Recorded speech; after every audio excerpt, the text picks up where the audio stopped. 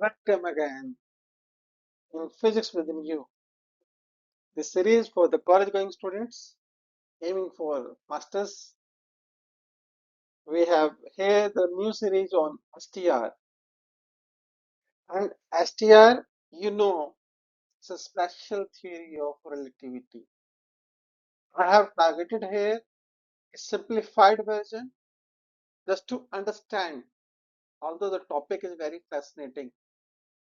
The topic बहुत ही ज़्यादा interesting है, पर एग्जाम के लिए समझना कई बार हम इंटरेस्ट और मजे लेने सब्जेक्ट के साथ अंडरस्टैंडिंग के इश्यू में हम सब्जेक्ट के जैम पार्ट को हम मिस कर देते हैं। तो मेरा यहाँ पे ऑब्जेक्टिव ये है कि मैं आपको एक सिंप्लीफाइड वर्जन दूं, कंसेप्चुअल डिटेल थोड़ा सा रखूं, स्पाइट ऑफ दैट कि मैं सबके सब ब्रीफिंग करूंगा। कुछ टर्मिनोलॉजी जैसे कैजुअलिटी और साइमल्टेनिटी आसान से है अगर आप उसको सिंपली वे में समझते हैं, और इन रियलिटी वेरी टफ। तो जो बेसिक स्टार्ट है, जो मैंने पहला पार्ट करा है ऐसे, तो यहाँ मैं हिस्ट्री ऑफ एसटीआर से शुरू करूंगा। फ्रेम ऑफ रेफरेंस के कंसेप्ट बहुत से लोगों को क्लैरिटी नहीं होती इसके विषय में, तो I will try to keep that कि उनको डाउट जो भी है थोड़े से दूर हो जाए। और इसी के साथ गैलियन और लॉरेंस ट्रांसफॉर्मेशन बहुत आसान वे में करेंगे, मैथ में ज्यादा नहीं फंसेंगे। तो सारा काम मैथ का ही है, मैथ से ही शुरू हुआ था, बट हम मैथ में नहीं फंसेंगे, हम सिर्फ फिजिक्स की ही बात करेंगे यहाँ पे। तो चलिए, अगर आपका इंटरेस्ट है एसटीआर में, इंटरेस्ट लगाने के लिए और इंटरेस्टिंग बातें इसके साथ बताने के लिए बहुत सी बातें हैं मेरे पास, वो मैं अलग से कभी आपको बता दूं। अभी हम सब्जेक्ट की बात कर रहे हैं आगे, आइए चलते हैं। तो जैसे मैंने कहा कि I will start with the history of STR. तो एसटीआर कब शुरू हुआ, कैसे शुरू हुआ, एक दिन की कहानी नहीं, बड़ी लंबी चौड़ी हिस्ट्री है इसकी। एसटीआर का मतलब आपको समझ में आ रहा है ना, स्पेशल थ्योरी ऑफ रिलेटिविटी।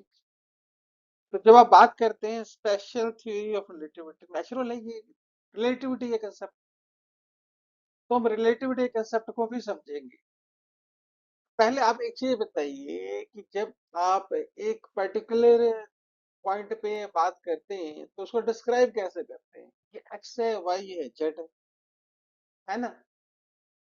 अब मान लेते हैं आपको किसी से मिलना है, ठीक है, और वो एक पर्टिकुलर पोजीशन पे, एक्स पे, वाई पे, जेड पे, मान लेते हैं कि कोई पॉइंट था, यहाँ पे समझ लेते हैं यहाँ पे पॉइंट था। इस पॉइंट पे वो सुबह 9 बजे से लेके 12 बजे तक उसने आपका इंतजार करा, ठीक है ना।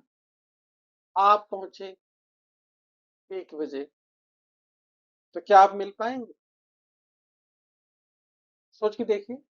तो हम हमेशा बातें करते हैं पोजीशन की। हाँ जी, कमरा नंबर 10, पोजीशन नंबर 10, आप चले जाइए, इस ऑफिस में चले जाइए, ठीक है। पर जाने का एक टाइम होता है साथ में, हम इस बात को भूल जाते हैं। एसटीआर में ऐसा ही कुछ हुआ, काफी टाइम से लोग जब डील कर रहे थे तो उस टाइम के साथ होने को वो समझ नहीं पा रहे थे, और इसमें कोई बड़ी बात नहीं, हम आज भी समझ नहीं पाते। तो उसको जो समझना था, ये कहानी उसी समझ की है जिसको हम एसटीआर कह रहे हैं।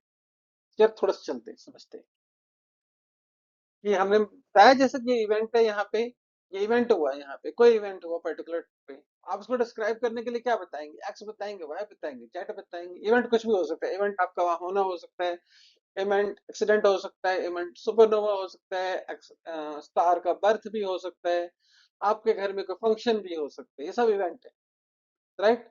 उस इवेंट की एक पोजीशन आपने बता दी, साथ साथ टाइम भी इंपॉर्टेंट है, जिसके बारे में यूजुअली हम बात नहीं करते। तो पहली बात तो आपको समझ में आ ही रही है। अब हम हिस्ट्री पे आते हैं। मैं आपको हिस्ट्री थोड़ा सा स्टार्ट से बता रहा हूँ, गैलियन से, जो गैलियन ट्रांसफॉर्मेशन में करना ही है। इनफैक्ट अगर आप फैक्ट समझें, तो जिसको हम कहते हैं क्लासिकल मैकेनिक्स, एसटीआर बेसिकली एक ब्रिज है क्लासिकल और ईएमटी से आगे मॉडर्न फिजिक्स का। तो गैलिलियन ट्रांसफॉर्मेशन आप समझें, it has happened before Newton. और हमारी आज की जितनी क्लासिकल फिजिक्स है, गाड़ी चलती है, कुछ भी जाता है, हम सबको न्यूटन की लॉ से ही डिफाइन करते हैं। ठीक है ना? तो पर गैलियन जो था पहले था बेसिकली। गैलियन ने न्यूटन के लॉ के फॉर्मुलिज्म के लिए एक बेसिक सेटअप तैयार कर दिया था। बहुत से लोग एसटीआर में बात करके इस बात को नहीं समझते। गैलियन ट्रांसफॉर्मेशन गलत थी ये सब कह देते हैं, पर कोई ये नहीं जानते कि गैलियन ट्रांसफॉर्मेशन न्यूटन्स को आइडिया दिया उसने, न्यूटन्स के लॉ को फॉर्मुलिज्म का एक सेटअप दिया उसने। तो that was the importance of galleon. History में जो काम हुआ ग्रेजुअली हुआ है। उस बात के, उनके लोगों के मेहनत को आप दरकिनार नहीं करेंगे तो आपको फिजिक्स भी अच्छे से समझ में आएगी और उन लोगों की मेहनत को आप अप्रिशिएट भी करेंगे। और समझिए, ये जो टाइम है ना, इस टाइम में बिजली नहीं हुआ करती थी। पंखे, लाइट और आज की दुनिया में एसी वैसी आप जितनी चीजें आप ढूंढते हैं, सुख सुविधा की कुछ नहीं होता था। पेपर भी बड़ी मुश्किल से मिलते हैं क्योंकि ये प्री एरा है इंडस्ट्रियलाइजेशन से। तो आप उस बात को समझिए कि how tough was that period. But लोगों ने कहा है न्यूटन का खुद का पीरियड ऐसा ही था, आपको पता ही है। तो ये बात हुई, न्यूटन तक आई। तो उस टाइम जो डेवलप हुआ न्यूटन मैकेनिक्स, ये आज भी चलता है। अगर आप भी आज भी आप एंट्रेंस देने जाते हैं, इवन आपके आईआईटी जैम में भी कुछ हद तक, नेट में भी, और आईआईटी जेई में तो बहुत सारे लोग, इंजीनियरिंग का तो सारा बेस ही लगभग न्यूटन मैकेनिक्स पे। So that you understand. So physics हुआ क्या, 200 साल के आसपास, यानी कि जब 16 से आप 18 में आओगे तो 200 साल हो ही जाएंगे। एक नई थ्योरी आ गई ईएमटी की, और उसने उसके हिसाब से मैक्सवेल ने जब चारों लॉ सेट करे, वो भी अपने पीरियड में रहे, गॉस लॉ से लेके फैराडे लॉ, फिर आपके पास एम्पियर्स लॉ, उन सबको जब आपने सेट करे, चार फॉर्मुलिज्म को इकट्ठा करा मैक्सवेल ने, और उनको इक्वेशंस का नाम दिया, मैक्सवेल इक्वेशंस का नाम पड़ा, ईएमटी की इक्वेशंस है मैक्सवेल की।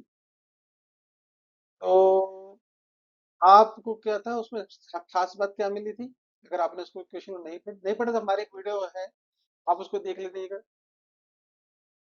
तो स्पीड ऑफ लाइट कांस्टेंट है, ये किसने कहा? मैक्सवेल ने। गैलियन पर ऐसा नहीं कह रहा था। यहाँ पे गैलियन और क्या कहते हैं ईएमटी में लड़ाई शुरू हो गई, बहुत ही भयंकर लड़ाई।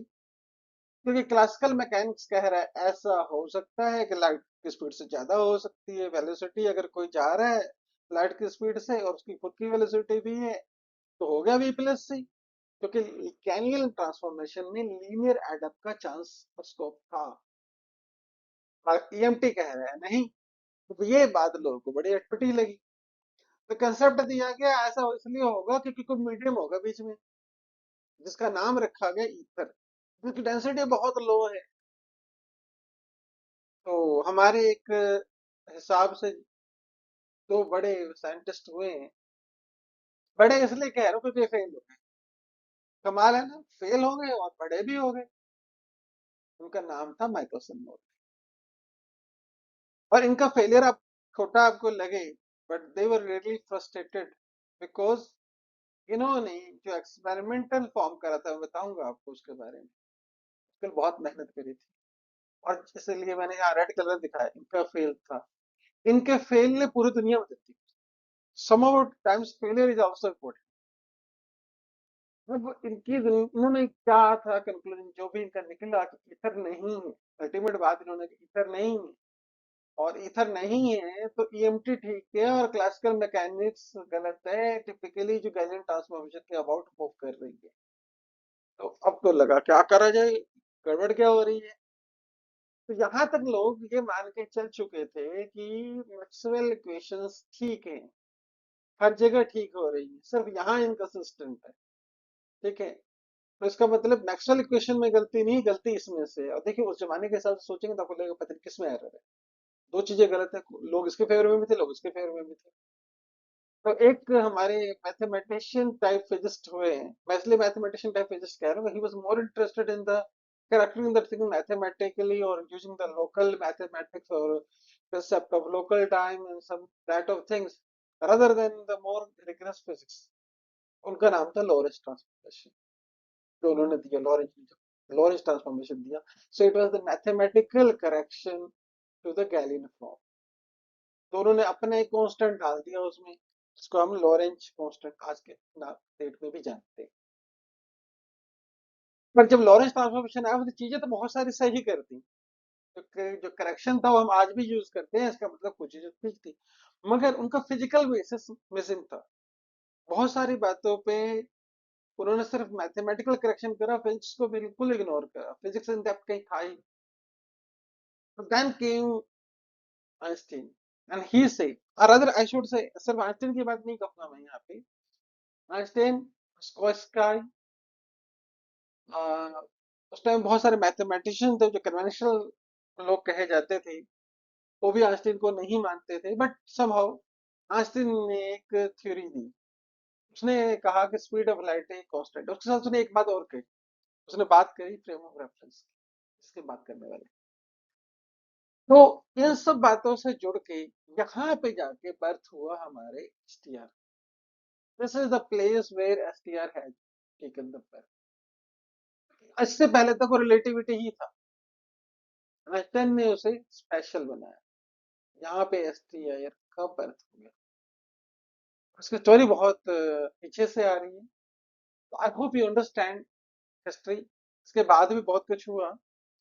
तो बहुत कुछ में क्या आपको पता है, जो फोर वेक्टर्स की बात करते हैं आप, फोर कोऑर्डिनेट, ठीक है, तो ये आइंस्टीन ने जिस हिसाब से करा था, बाद में मैंने नाम लिया कि मैंने उसको स्काई नहीं करा तो फोर करा, वहां पर उसने टाइम जोड़ा, जो मैंने स्टार्ट में बात करी थी, आपको टाइम जोड़ना पड़ेगा। तो टाइम अकेला नहीं जोड़ा था, उसके साथ कुछ factor, fractional time, speed of light का भी जोड़ा कुछ। तो जब करते हैं डील तब उसको समझेंगे। तो ये हमारी हिस्ट्री है एसटीआर की। और एक बार एसटीआर आया, उसने बहुत कुछ स्पेशल स्पेस साइंस में बहुत कुछ चेंज किया, बहुत सारी चीजें करी। तो ये थी हिस्ट्री एसटीआर की। चलिए हम इसको एसटीआर को थोड़ा सा और समझने की कोशिश करते हैं। जैसे मैंने कहा कि आइंस्टाइन ने बात एक तो स्पीड ऑफ लाइट की करी थी, और वो बात उनकी खुद की नहीं थी, बात ईएमटी में मैक्सवेल पहले ही कह चुके थे, स्पीड ऑफ लाइट जो है वो कांस्टेंट क्वांटिटी है, जिसकी वजह से ही सारी ये घमासान, ये फसाद तो शुरू हुआ। बात इंपॉर्टेंट थी दूसरी। दूसरी बात क्या है, बहुत इंपॉर्टेंट क्या है, उसको समझने से पहले हम बिल्कुल रिलेटिविटी की बात करते हैं, फिलहाल टीआर को छोड़ते हैं, फिर आपको अच्छी तरह समझ में आएगा कि क्या कहानी चलती है। पहली बात, एक कंसेप्ट होता है रेस्ट, एक कंसेप्ट होता है मोशन का, एक कंसेप्ट होता है फ्रेम ऑफ रेफरेंस। आप रेस्ट को समझिए कि मोशन का ही एक पार्ट मान लेते हैं, स्टेट ऑफ मोशन ही है ना, नहीं चल रहा है, ये भी तो है। एक आदमी है बिना पैसे के, आदमी तो है ना, जीरो पैसा है उसके पास, अमीर है पर जीरो पैसा है, तो रेस्ट वैसा ही है, मोशन है पर वेलोसिटी बिल्कुल नहीं, डिस्प्लेसमेंट नहीं है, ऐसे मान लेते हैं। तो हम इसको स्टेट ऑफ मोशन कह रहे हैं। तो जो notion of state of motion है, जब स्पेस में हम उसकी बात कर रहे हैं, तो शायद मीनिंगलेस, को समझने के लिए मैं आपको थोड़ा पिक्टोरियल अंडरस्टैंडिंग दे रहा हूँ। ये समझिए कि आप किसी व्हीकल में हैं, ठीक है, और आपके सामने एक व्यक्ति बैठे हुए हैं, मान लीजिए ट्रेन में, मान लीजिए एग्जाम्पल तो ले सकते हैं ना आप, ट्रेन में क्या, मान लीजिए आप है, ये आप ट्रेन में किसके सामने बैठे हैं, ये आपको ऑब्जर्व कर रहे हैं। और एक व्यक्ति, मान लेते हैं आपके पापा हैं, वो आपको छोड़ने आए हुए हैं, ये बाहर खड़े हैं। अभी सब कुछ क्या स्थिति है, बाहर खड़े हैं, वो भी रुके हुए हैं, आप भी ट्रेन के अंदर बैठ गए, आपके सामने वाला व्यक्ति भी बैठा हुआ है, और आपकी गाड़ी भी रुकी हुई है। तो क्या कहेंगे, रेस्ट है, ठीक है, रेस्ट, ठीक है, अंडरस्टैंडेबल। आप रेस्ट में, एटलीस्ट आप इसके और इसके हिसाब से तो रेस्ट में। ठीक है, कुछ मोशन में नहीं हो रहा। अब एक दूसरा सिचुएशन समझते हैं, सिचुएशन 2 पे आते हैं। इस बार क्या है, अब गाड़ी क्या हुई आपकी, चल दी, मतलब वेलोसिटी जीरो नहीं है, किसकी, व्हीकल की वेलोसिटी जीरो नहीं है। तो क्या होगा, आपने चलना शुरू करा। तो जब आप इस तरीके से चल रहे हैं, इसके हिसाब से जो आपके पिताजी थे या आपकी मदर थी, उनके हिसाब से आप क्या आ गए, मोशन में। ठीक है ना, क्योंकि उनके हिसाब से आपके व्हीकल का मोशन ही आपको भी ले जा रहा है। तो आप इनके हिसाब से मोशन में हैं। पर इस व्यक्ति के हिसाब से जो आपके सामने बैठा था, उसके हिसाब से आप कैसे हैं, आप रेस्ट में हैं। क्या है, आप रेस्ट में है ना। मम्मी के हिसाब से, पापा के हिसाब से आप मोशन में हैं। ये आदमी कह रहा है नहीं। तो ये दो ऑब्जर्वर है हमारे, ओ ऑब्जर्वर है और एक ओ डैश है।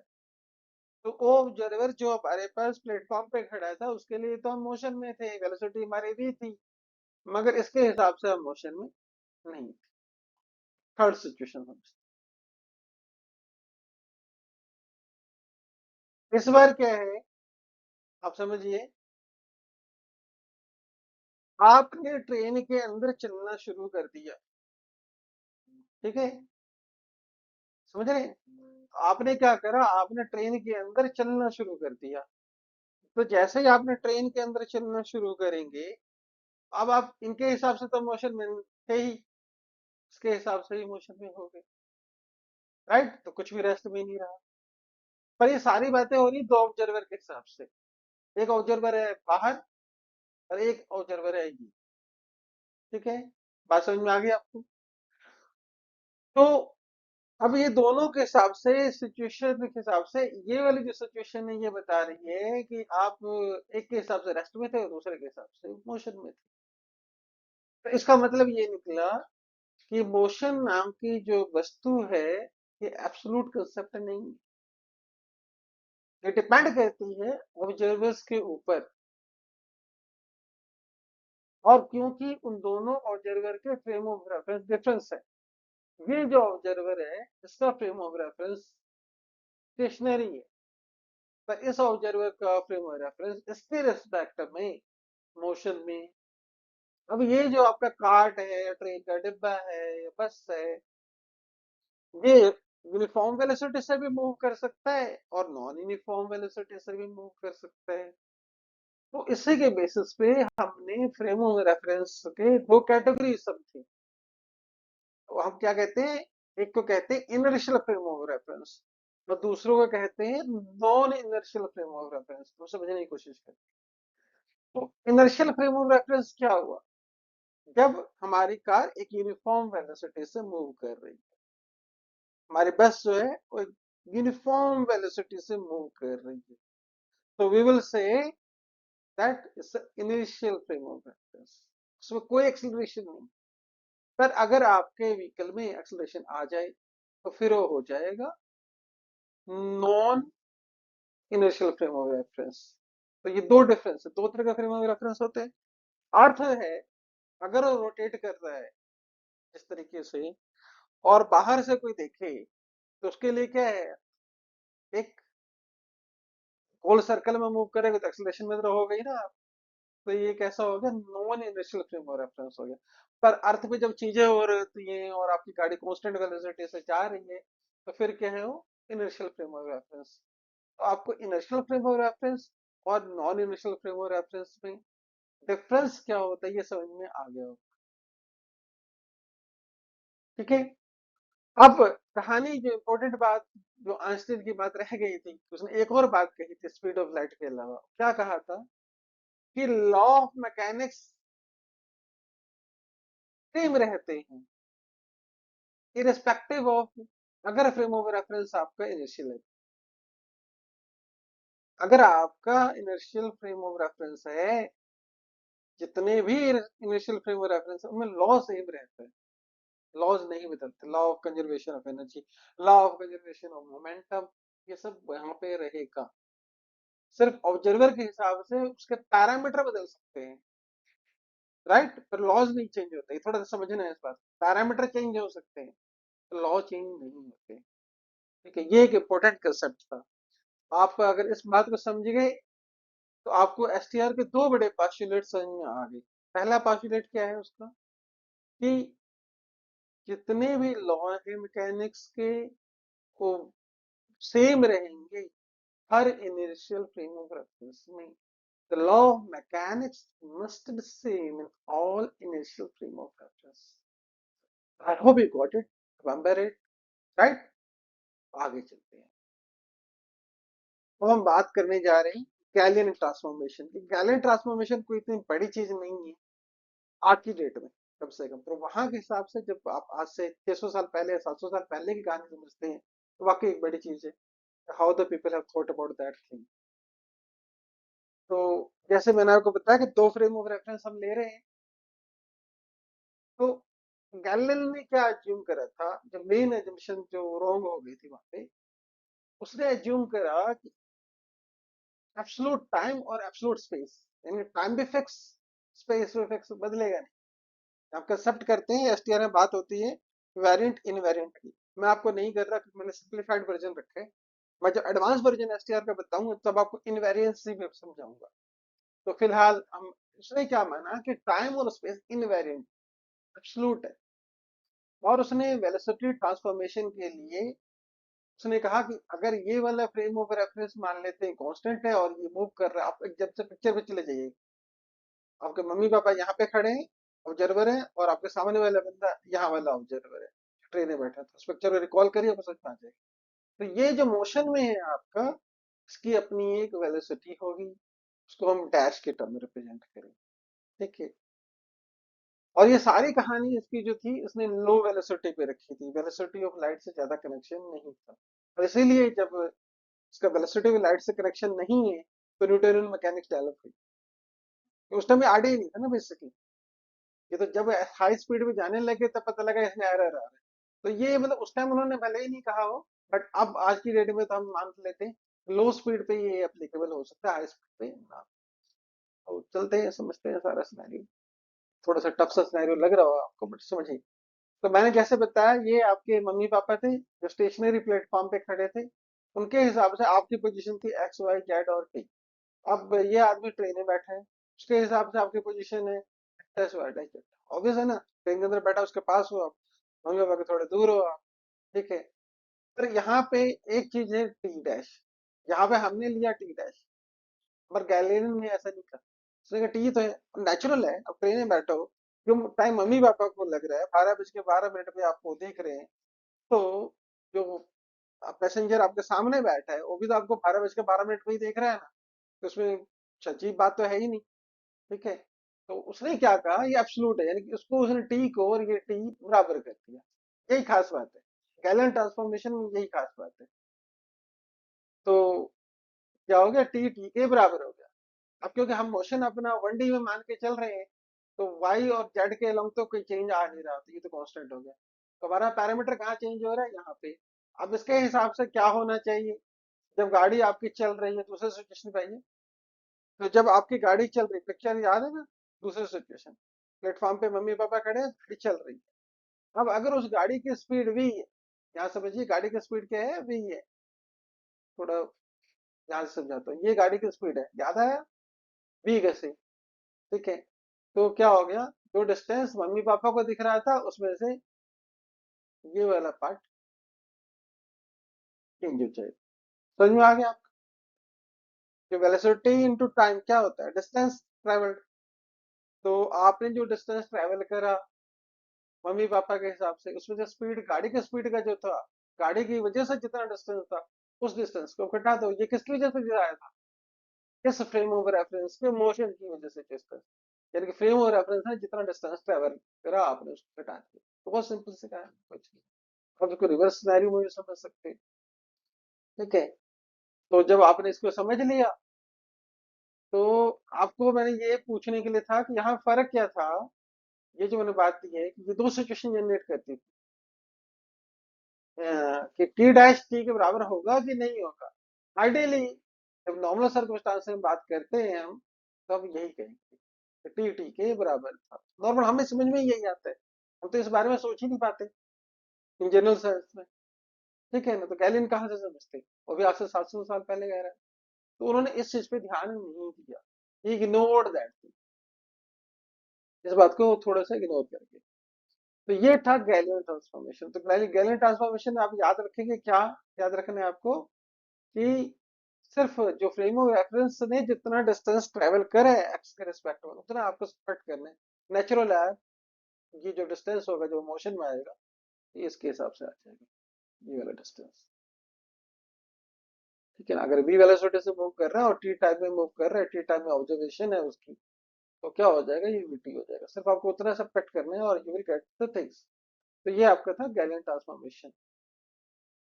तो ये क्लासिफिकेशन जो थी गैलियन, जिसमें उसने टाइम को एब्सोल्यूट मान लिया था। यहाँ पे देखिए ये टाइम को उसने एब्सोल्यूट माना हुआ है, टाइम नहीं बदलता है फ्रेम ऑफ रेफरेंस के हिसाब से। तो ये क्लासिकल फ्रेमवर्क है, राइट, क्लासिकल मैकेनिक्स का फ्रेम, उसके हिसाब से घड़ी चाहे आपके पेरेंट्स की थी चाहे ऑब्जर्वर की थी, उन दोनों की घड़ी में टाइम एक ही हो रहा है, 12 बज के 10 मिनट। इसकी घड़ी में भी यही कहानी है और इसकी घड़ी में भी।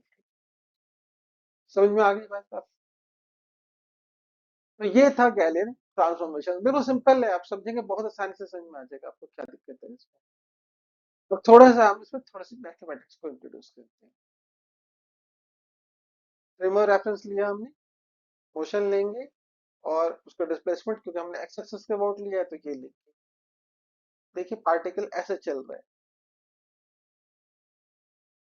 फिर कितना डिस्टेंस गया मान लेते हैं dx डिस्टेंस गया, ये है ना आपके पास, कितने टाइम में गया, कितने टाइम में गया, राइट।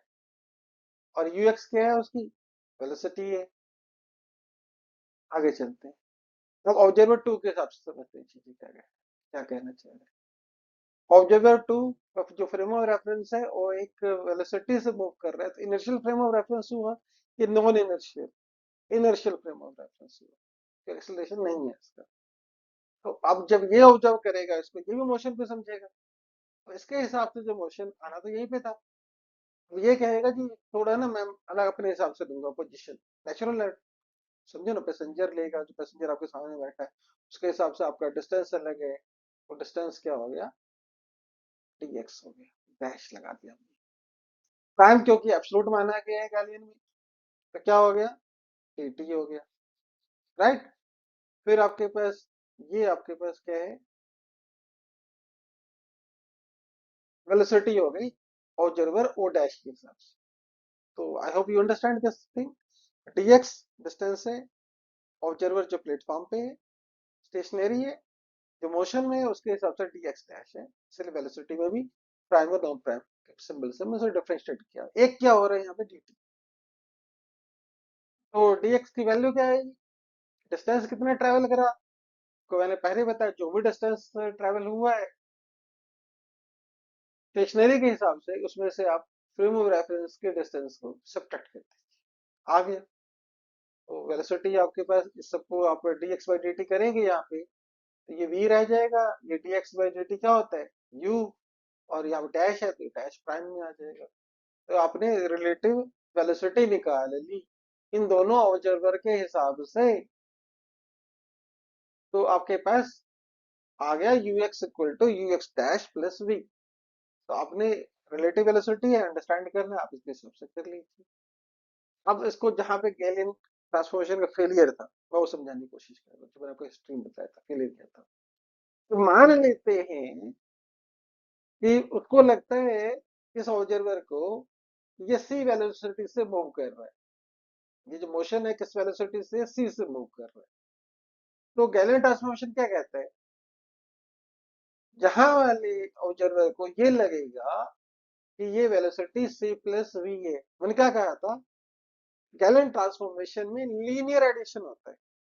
लीनियर एडिशन मतलब जितना फ्रेम और रेफरेंस के हिसाब से मोशन था, जो मोशन में प्लस अपना पार्ट उसका, तो वी मोशन था फ्रेम और रेफरेंस का, सी उसका अपना मोशन है, इस फ्रेम और रेफरेंस के साथ जोड़ दो उसको, तो लीनियर हो गया।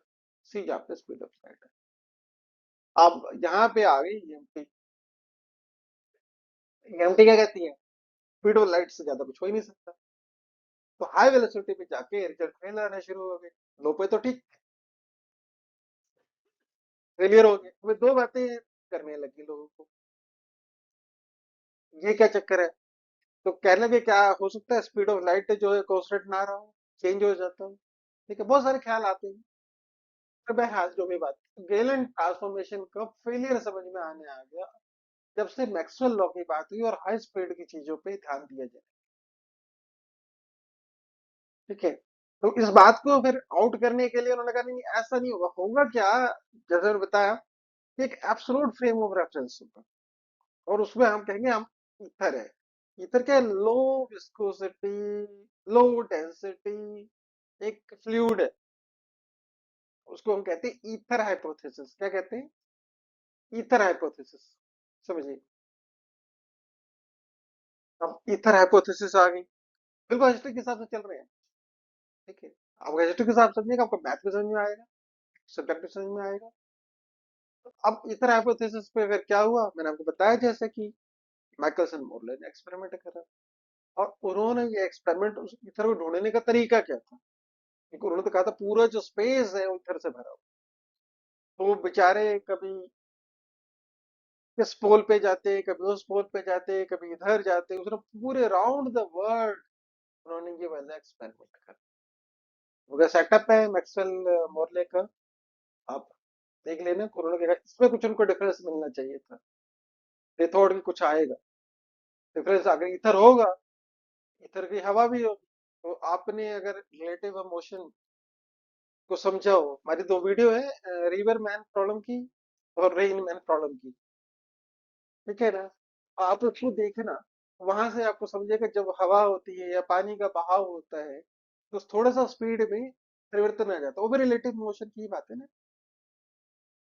उन्होंने उसको भी दिमाग से लगा के सोचा कि परपेंडिकुलर वे में जाएंगे, करके देखते हैं, अगर इधर होगा तो दोनों में डिफरेंस जरूर आएगा।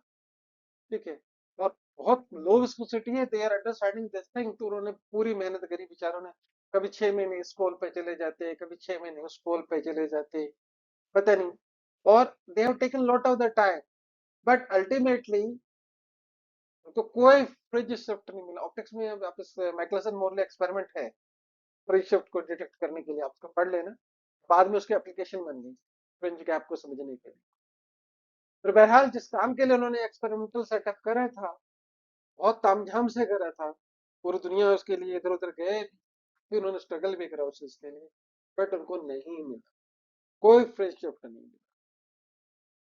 तो इसका सीधा सा मतलब था ईथर नहीं, राइट। तो जो मैंने बताया कि माइकलसन मोरले का एम क्या था, कि वो सोच रहे थे कि अर्थ एक मूव कर रहा है हमारा, राइट, अर्थ एक वेलोसिटी से मूव कर रहा है, ईथर अलग वेलोसिटी से मूव कर रहा है। हम क्योंकि अर्थ पे है, ईथर क्योंकि अलग पे, तो हम 90 डिग्री एंगल बना के देखते हैं, ईथर की वेलोसिटी जो भी रही हो, अगर एब्सोल्यूट ही है तो अर्थ की तो वेलोसिटी है ना, तो अर्थ के रोटेशन के हिसाब से उसको कुछ तो फ्री शिफ्ट नजर आना चाहिए। And this was the idea होता है, नहीं मिला, जैसे मैंने बताया कुछ भी नहीं मिला। तो ultimately Michelson Morley experiment fail हो गया। अब बात यह है कि हम यहाँ फेलियर को एंजॉय कर रहे हैं, फेलियर को सेलिब्रेट कर रहे हैं। क्यों? क्योंकि इसने बहुत बड़े रास्ते खोले। Michelson Morley experiment for the optics, optical instruments, optical distance जो आप देखते हैं फ्रिंजेस के लिए, वो एक अलग एप्लीकेशन है, बट उससे बड़ी एप्लीकेशन एसटीआर के लिए थी। तो सिग्निफिकेंस क्या रहा उसका देखते हैं। पहली बात तो उन्होंने डिसअप्रूव कर दिया ईथर थ्योरी को, तो कुछ है ही नहीं ऐसा। तो जो क्लासिकल मैकेनिक्स में कंसेप्ट मार के चल रहे थे ईथर का, फेल हो गया। दूसरी बड़ी बात जो मैं कहता बड़ी बात है, एसटीआर की फाउंडेशन उन्होंने रखा। ठीक है, इसी के बेसिस पे जब ये एक्सपेरिमेंट कंफर्म हो गया, ठीक है, तो बहुत से लोग काम स्टार्ट हुए, इसमें लॉरेंज का नाम भी एक है। ठीक है, तो लॉरेंज ने भी, क्योंकि ये एटीज में हुआ, लॉरेंज ने उसके बाद उस पर काम करना शुरू करा मैथमेटिकल फॉर्मेशन, और अल्टीमेटली आइंस्टीन, और आइंस्टीन के बाद पैरेलल में कई लोग थे, पेनक्योर, मिनस्क्रोइस, Minkowski and other people was there, उन सब ने भी इन पे काम करा काफी। तो somehow Michelson Morley was the main important experiment which convert all the classical mechanics, और हम एसटीआर की तरफ बढ़ते चले गए। ठीक है, सबसे बड़ी बात थी उनका जो एक अजम्पशन थी मैक्सवेल की, थ्योरेटिकल पार्ट चल रहा था, लग रहा था मैक्सवेल इक्वेशन ने जो कहा है स्पीड ऑफ लाइट कांस्टेंट होनी चाहिए, एक थ्योरेटिकल पार्ट था, पर इन्होंने एक्सपेरिमेंटली कंफर्म कर दिया कि लाइट कांस्टेंट। ठीक है, तो आस्टन ने इस बातों को लेके थोड़ा आगे बढ़े, थोड़ा इन्होंने इसकी एक बात भी करी, समझाया भी कि भीतर का क्या चक्कर है, और यहाँ से स्पेस टाइम्स की कहानी को भी समझने में थोड़ी सी हेल्प। तो अब हम आते हैं, मैंने जैसे बताया, लॉरेंस ट्रांसफॉर्मेशन। माइकलसन मोरले के खत्म होने के बाद जब एक्सपेरिमेंटल फेलियर हो गया उन विचारों का, तो लॉरेंस आए, उन्होंने कहा उनका मानना था मैक्सवेल सही है कहीं ना कहीं। ठीक है, और माइकलसन मोरले ने उनको और कंफर्म दे दिया। तो वो उन्होंने एक एजम्पशन ले ली, क्या एजम्पशन ले ली? स्पीड ऑफ लाइट तो फिक्स रहेगी भाई। ठीक है, तो चेंज क्या करूं? उन्होंने कहा मैं थोड़ा सा, मतलब मैथमेटिकल ट्रिक्स होती है ना, तो वो उन्होंने अप्लाई करा। लोकल टाइम में करेक्शन कर दूं, यहाँ ये लगा दूं, वहां वो लगा दूं, मैथ तो सब हो ही जाए। देखो देवर ग्रेट मैथमेटिशियन। तो उन्होंने उसके सब को बढ़ाया, जैसे मैंने गैलीलियो ने आपको जान के दिखाया था, क्या दिखाया था कि T equal to T dash लेंगे, टी इक्वल टू टी लेंगे। उसने थोड़ा यहाँ डिफरेंट किया। ये वही फ्रेम ऑफ रेफरेंस है, कुछ चीज तो होने वाला नहीं उसमें से। ठीक है, बस फर्क कहाँ आना है, जो वहां पे वो ले रहे थे ना इसको, क्या ले रहा था, ये जो फर्क है ना, सबको ये गैलेन ट्रांसफॉर्मेशन, ये चेंज हो गया। ठीक है, क्या था वहाँ पे, गामा फैक्टर आ गया, गामा लॉरेंज, ये इसकी अपनी करेक्शन की खुराफात है, मतलब मैथमेटिकल खुराफात है। तो उन्होंने करेक्शन तब, और नेचुरली हुआ क्या, ये करेक्शन सही मिल गई, otherwise he was correct in doing so, physics नहीं थी उसकी। तो उन्होंने क्या करा कि वैरी तो करता है, सीधी सी बात है, आप कह रहे हो जी ऐसे होता है, कहते नहीं नहीं, तो हाई स्पीड पे आएगा ना और होगा, तो कुछ और के लिए उसने एक प्रोपोर्शनैलिटी कांस्टेंट लगा दिया, गामा। ठीक है, तो का, ठीक है, अब गामा की वैल्यू क्या होगी उसने बाद में सोची, वाई जेड में तो कोई कहानी नहीं है हमारी, तो छोड़ते हैं। छेड़खानी कहाँ करी गैलेन, ये गैलेन ने ये करा था। लॉरेंज ने क्या करा, लॉरेंज ने कहा मैं गामा डालूंगा और साथ में एक करेक्शन टर्म स्पेस का भी डाल दूंगा। अब ध्यान रखना, लॉरेंज ने करेक्शन टर्म यूज करे थे, हमेशा इसको ध्यान में रखते हैं, ये चीज ध्यान रखेंगे। तो उसने ये करेक्शन टर्म यूज करा, उसने टी को टी नहीं रहने दिया, टी के साथ सारी छेड़खानी उसने करी। करने के बाद उसके पास ये सेट ऑफ रिजल्ट्स आया, एक्स में गामा टाइम हो जाएगा, जो भी पैरामीटर गैलेन के हिसाब से आ रहे हैं, और टी में भी गामा टाइम होगा, बट टी खुद भी वेरी करेगा with respect to velocity of the frame of reference, और जितना वो डिस्टेंस ट्रेवल कर रहा है उसके हिसाब से। ठीक है, और स्पीड ऑफ लाइट को उसने कांस्टेंट मान के यूज कर लिया यहाँ पे। ये आपको दिख रहा है आसान, तो उसका भी इतना आसान था नहीं, तो यूज कर लिया। गामा फैक्टर उसने कहा स्पेशल है, याद रखना, 1/√1 - b² अपॉन c²। तो ये एक इम्पोर्टेंट, अब समझते हैं इस गामा फैक्टर को, जो लॉरेंज फैक्टर है हमारे यहाँ कितना इंपॉर्टेंट। अगर v 0 होता है तो आपका गामा क्या हो जाएगा, 1। और अगर v c के इक्वल होता है तो गामा क्या हो जाएगा, 2। अब यह समझ रहे हो कि क्या मैथमेटिकल खुराफात करी उसने। उसने जैसा देखा उसको लगा ऐसा होगा। ठीक है, उसने उसी के हिसाब से करेक्शन यूज कर दिए, लोकल टाइम में करेक्शन कर दिया उसने। ये लोकल टाइम का करेक्शन है। ठीक है, ये समझिए, ये क्या है, ये लोकल टाइम का करेक्शन फैक्टर है। तो उसने दो चीजें करी, क्या यूज करा, एक तो उसने लोकल टाइम करेक्शन यूज करा, तीसरा क्या है, दूसरा क्या काम करा उसने, ये टाइम करेक्शन है आपके पास, ठीक है ना, लोकल टाइम। और एक काम क्या करा उसने, काम इंट्रोड्यूस कर दिया। दो काम करे उसने, उसने एक प्रोपोर्शनलिटी फैक्टर डाल दिया, दूसरा उसने टाइम करेक्शन यूज कर डाला, लोकल टाइम करेक्शन, इसको हम कहते हैं local time correction. And this was purely mathematical background, no physics was there. ना वो फिजिक्स की तरफ गया, ना उसने फिजिक्स को समझाने की कोशिश करी। उसका पर्पस सिंपल था कि करेक्शन ठीक हो जाए, मैथमेटिक्स ठीक हो जाए। फॉर्चुनेटली मैथमेटिक्स इतनी अच्छी होगी कि आज भी हम यूज करते हैं उसको। तो ये था आपका Lorentz transformation. I hope you understand the point. तो क्या करा लॉरेंज ने, लॉरेंज ने दो चीजें यूज करी। चीज नंबर एक क्या, चीज नंबर एक क्या, उसने कहा कि वैरी तो करेगा गैलेन के हिसाब से ही, पर प्रोपोर्शनैलिटी होगी, जो वेलोसिटी ऑफ लाइट और वेलोसिटी ऑफ जो आपका पर्सन है उस पर डिपेंड करेगी। दूसरा, velocity of frame of reference पे डिपेंड करेगी। और जो दूसरा कि लोकल टाइम करेक्शन उसने यूज कर ली, दो करेक्शन, राइट। और उससे पूरी मैथमेटिक्स चेंज कर दी। सो अंडरस्टैंडेबल। हम आज का पार्ट, क्योंकि मैं सिर्फ गैलियन और लॉरेंस ट्रांसफॉर्मेशन के डिफरेंसेस पे था, तो यहीं पे खत्म करना चाह रहा था। बट मैं साइमल्टेनियसली आपको कुछ फैक्ट्स जो एसटीआर में स्पेशल टर्मिनोलॉजी है उसके साथ में आपको ब्रीफ कर रहा हूँ यहाँ पे। सो आप इसको समझिए तो कि Lorentz transformation become the correct way to relate space and time, right? Between the moving frames. Typically at this speed, speed की कौन सा speed है? Velocity close to light. और यहाँ से उसने गैलियन को रिप्लेस कर दिया। और जो तो टर्मिनोलॉजी है वो है कैजुअलिटी और साइमल्टेनियस। दो टर्म है, आपको तंग कर दें, हालांकि तंग करने वाला कोई इश्यू नहीं, ठीक है। नाम बड़ा क्लियर, कैजुअलिटी। कॉज क्या होगा? आप स्कूल आए, क्यों आए? क्योंकि आपने एडमिशन लिया था इसलिए स्कूल आए ना, ठीक है। थोड़ा साइमल्टेनियस, थोड़ा सा डिफरेंस है, थोड़ा समझते हैं इस बात। तो कैजुअलिटी लॉ क्या कहते हैं कि कोई भी कॉज जो होगा वो इफेक्ट के होने से पहले ही होगा। समझ रहे हैं ना बात को? इसमें कुछ अजीब तो नहीं लग रहा? अजीब तब लगेगा जब मैं ये कहूंगा कि ऐसा हो सकता है कि इफेक्ट जो है पेड़ पहले उग जाए और बीज बाद में डाला जाए।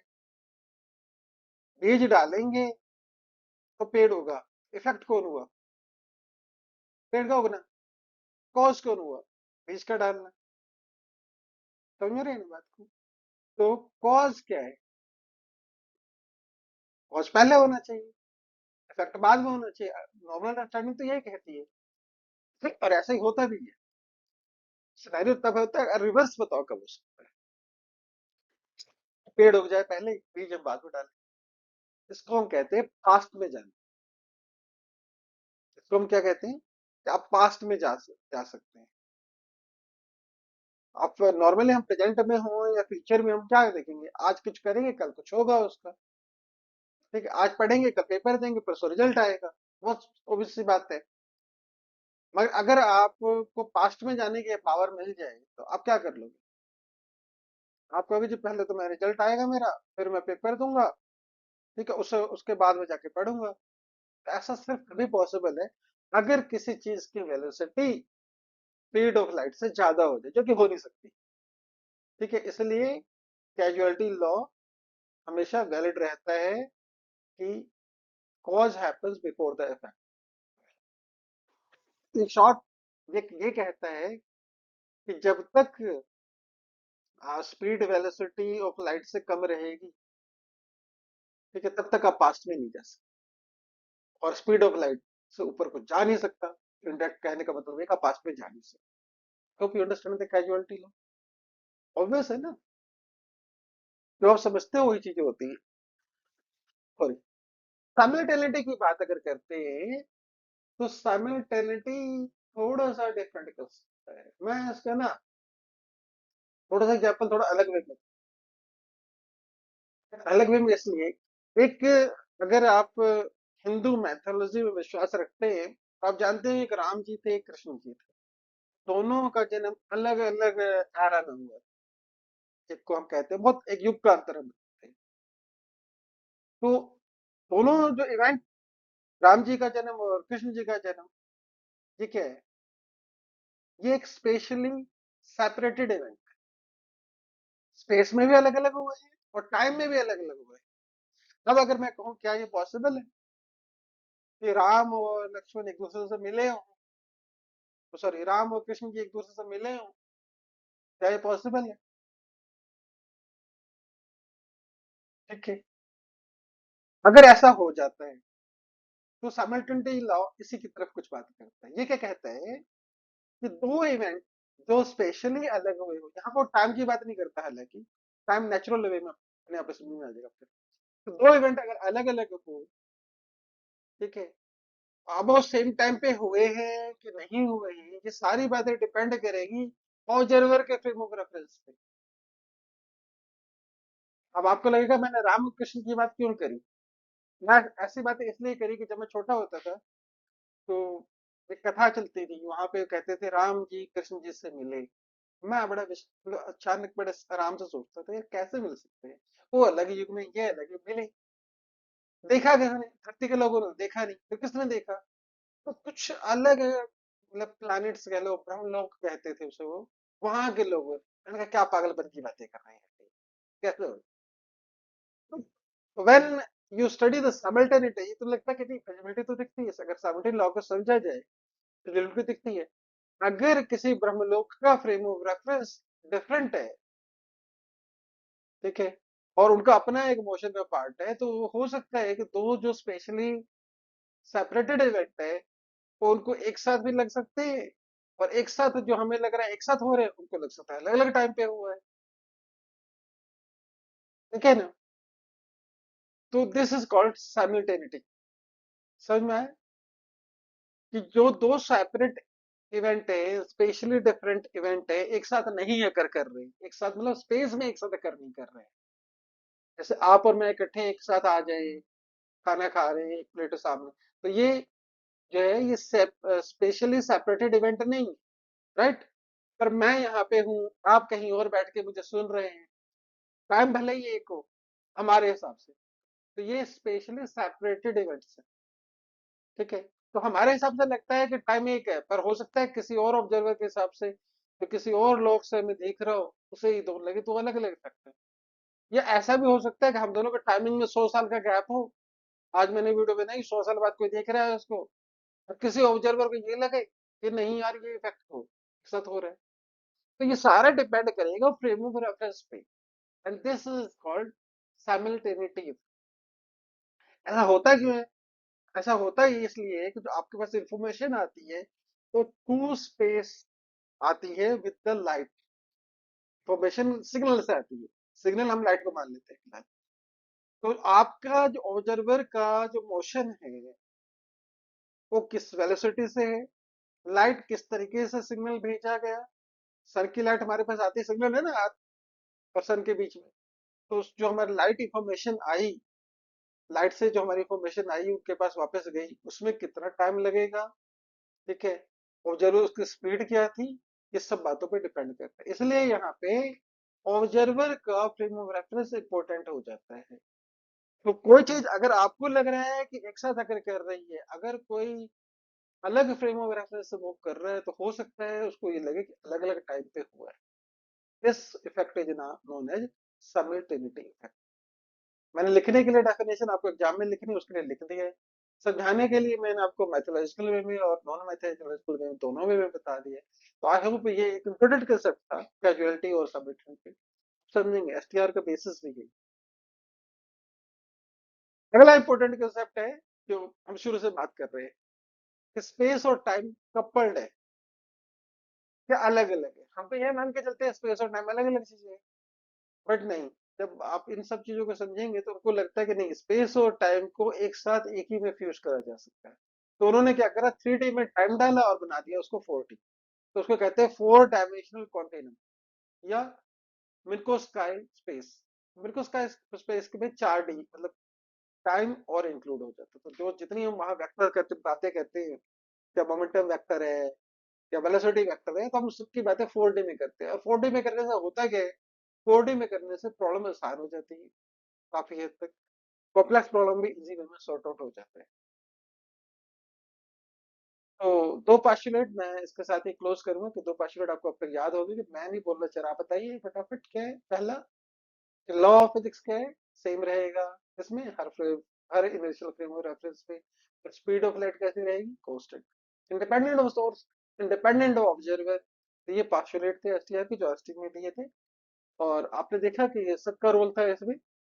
सिर्फ आइंस्टाइन का आप क्रेडिट जरूर दे देते हैं, but it was not only Einstein, it was not of the other people. इसी के साथ हमने एसटीआर का सिंपलीफाइड वर्जन, सिंपल एसटीआर मतलब ज्यादा आपको मुश्किल चीजों में नहीं हो सकता, ने समझा। मुझे उम्मीद है आपने समझा होगा। अगर कुछ आपको फिर भी लगे डाउट और थोड़ी क्लैरिटी की कमी नजर आए, आप मुझे फीडबैक दे दीजिए। नीचे कमेंट सेक्शन में। ठीक है। और हम इसके साथ दूसरी वीडियोस भी लेके आएंगे। मैं STR2 की बात करूंगा, वहां मैं टाइम डायलेशन की बात करूंगा, और वहां पे मैं फिर से आपके लिए एक मैथोलॉजिकल स्टोरी लेके आऊँ। और ये हम अगर हिंदू मैथोलॉजी को मानते हैं तो वहां पे ऐसे एविडेंस है कि टाइम डायलेशन पहले भी दिखा था। तो we are not talking about the, आज की डेट में हम बातें करते हैं पार्टिकल के केस में, राइट। पार्टिकल मतलब कि नियोन की बात करेंगी, अल्फा पार्टिकल, गामा पार्टिकल, उन टर्म में STR की बात करते हैं, है ना। मैं आपको थोड़ा अलग से भी दूंगा तो आपको और आसान लगेगा। ठीक है। तो इसी के साथ मैं आज ये वीडियो को यहीं पे समाप्त कर रहा हूँ। तो बने रहिए हमारे साथ। मुझे उम्मीद है कि you have learn lot with us, and we have learn, और मैं भी आप लोगों से सीखता हूँ। तो इसी के साथ थैंक्स। आप बने रहिए हमारे साथ। एक फिर मिलते हैं एक नए वीडियो में, कुछ सीखते हैं। Thank you.